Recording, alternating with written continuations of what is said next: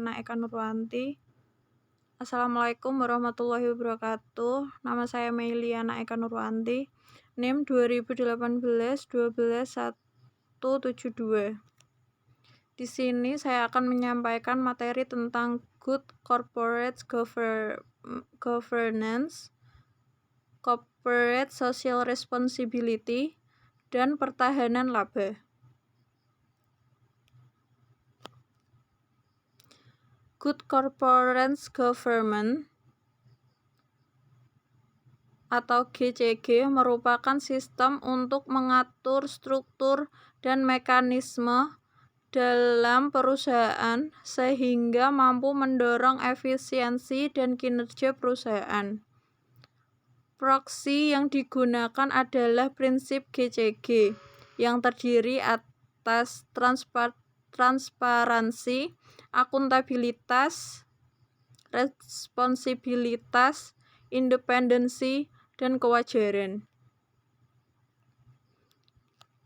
Kasus Good Corporate Governance, suatu kasus yang terjadi sorotan LPD di Kabupaten Bandung adalah kasus dari LPD Desa. Ada kapal yang mengalami kerugian hingga 10 miliar lebih. Berdasarkan data tersebut membuktikan bahwa misal ada beberapa LPD di Kabupaten Bandung, sistem pengelolaannya kurang baik dan cara yang dapat digunakan untuk mengatasi hal tersebut adalah dengan menerapkan tata kelola perusahaan yang baik yang dikenal dengan istilah Good Corporate Governance atau GCG. GCG merupakan suatu konsep yang berdasar pada teori keagenan. Suatu organisasi seringkali mengalami konflik yang salah satunya dipicu karena perbedaan informasi yang diberikan kepada pemilik dari pengelola. Prinsip GCG. 1. Transparansi. Untuk menjaga objektivitas dalam menjalankan bisnis, perusahaan harus menyediakan informasi yang material dan relevan dengan cara yang mudah diakses oleh pemangku kepentingan. Kedua, akuntabilitas. Untuk itu, perusahaan harus dikelola secara benar, terukur, dan sesuai kepentingan perusahaan dengan tetap memperhitungkan kepentingan pemegang saham dan pemangku kepentingan lainnya. Yang ketiga, responsibilitas atau pertanggungjawaban. Perusahaan harus memenuhi peraturan perundang-undangan serta melaksanakan tanggung jawab terhadap masyarakat dan lingkungan sehingga dapat menjalankan perusahaan dalam jangka panjang serta dapat pengakuan sebagai good corporate citizen. Yang berikutnya ada independensi. Untuk melaksanakan asas GCG, perusahaan harus dikelola secara independen sehingga masing-masing bagian perusahaan tidak saling mendominasi dan tidak dapat diintervensi oleh pihak lain.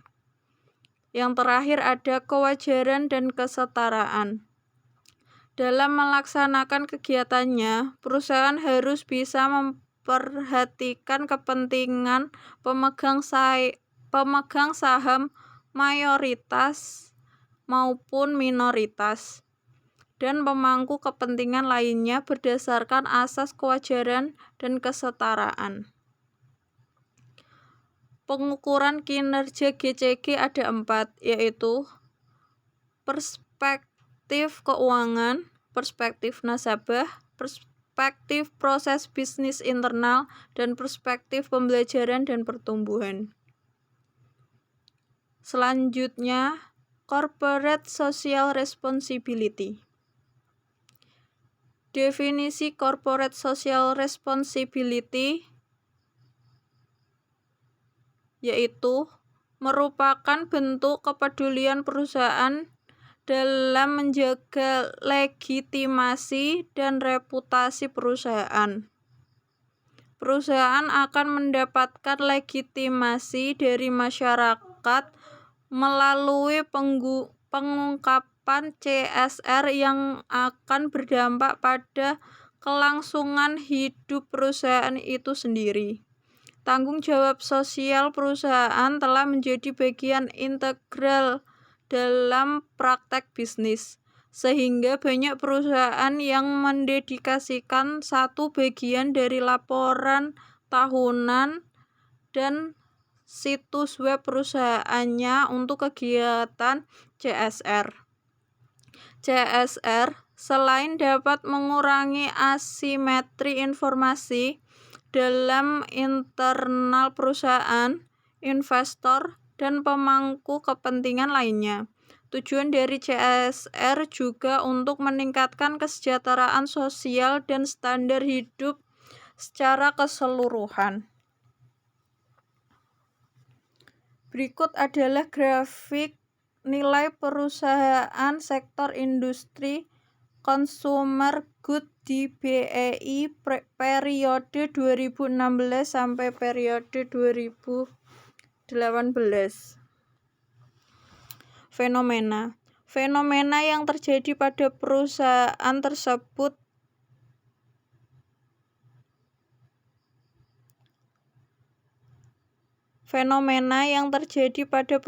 customer good secara spesifik ditunjukkan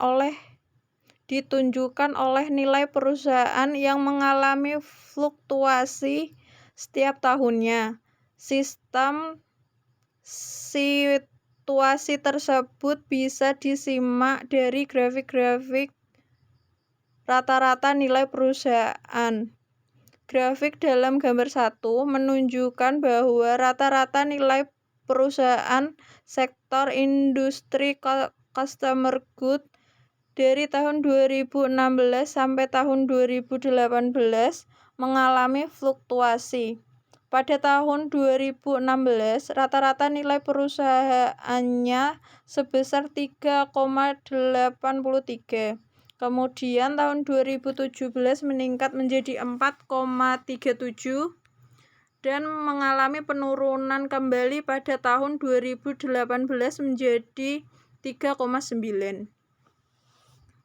Fluktuasi nilai perusahaan tersebut biasanya dikaitkan dengan informasi yang dimiliki oleh investor yang sebagian besar bersumber dari publikasi manajemen. Dalam mengelola perusahaan, manajer dituntut agar dapat memenuhi ekspektasi dari para investor. Sedangkan investor tentunya berharap agar harga saham yang terus mengalami peningkatan, sehingga manajer dituntut untuk dapat mengelola perusahaan dengan baik agar harga saham perusahaan tidak menurun. Indikator nilai perusahaan merupakan indikator penting bagi investor dalam menilai perusahaan tersebut. Dalam menilai sebuah perusahaan sebelum mengambil keputusan investasi, maka dengan tingginya nilai perusahaan menunjukkan kesuksesan perusahaan dalam memakmurkan para investornya. Bagi pihak-pihak yang memiliki kepentingan untuk mengetahui bagaimana image perusahaan di mata publik, saat publik menilai harga saham perusahaan lebih tinggi dari harga bukunya, maka hal tersebut mempresentasikan tingginya nilai suatu perusahaan. Salah satu indikator yang bisa digunakan digunakan untuk mengatur nilai perusahaan adalah rasio.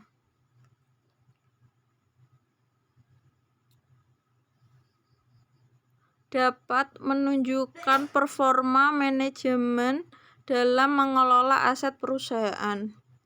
Selanjutnya adalah perataan laba. Definisi perataan laba. Menurut Tudor 2002 menjelaskan bahwa perataan laba adalah suatu tindakan manajemen perusahaan untuk meredam fluktuasi laba yang dilaporkan dari waktu ke waktu, serta bertujuan untuk memaksimalkan kekayaan perusahaan, mengurangi resiko perusahaan, meningkatkan nilai perusahaan, memenuhi perjanjian hutang, mengurangi pajak dan biaya politik. Manajemen ingin mendapatkan penilaian yang baik dari investor dan menarik investor untuk berinvestasi. Manajemen laba. Manajemen laba terjadi ketika para manajer mengatur pelaporan keuangan dengan mengelola transaksi sehingga mengubah pelaporan keuangan. Menurut Gantino, salah satu pola dari manajemen laba adalah perataan laba atau income smoothing. Wong dan William menjelaskan bahwa investor akan lebih tertarik membeli saham perusahaan dengan laba yang stabil dibandingkan perusahaan dengan fluktuasi laba yang tinggi. Praktek pemerataan laba dilakukan dengan dua cara, yaitu naturally smooth dan intentionally being smooth by management. Menyatakan bahwa perataan laba yang baik terjadi ketika manajemen mampu menciptakan kinerja keuangan yang stabil dan keputusan bisnis yang dapat diterima. Sedangkan pemerataan laba yang buruk apabila manajemen mengakui penjualan fiktif sehingga dapat mempengaruhi laba. Tujuan pemerataan laba: memperbaiki citra perusahaan di mata pihak luar bahwa perusahaan tersebut memiliki laba masa yang akan datang. Memberikan informasi yang relevan dalam memberikan prediksi terhadap laba di masa yang akan datang. 3. Meningkatkan keputusan relasi bisnis. 4.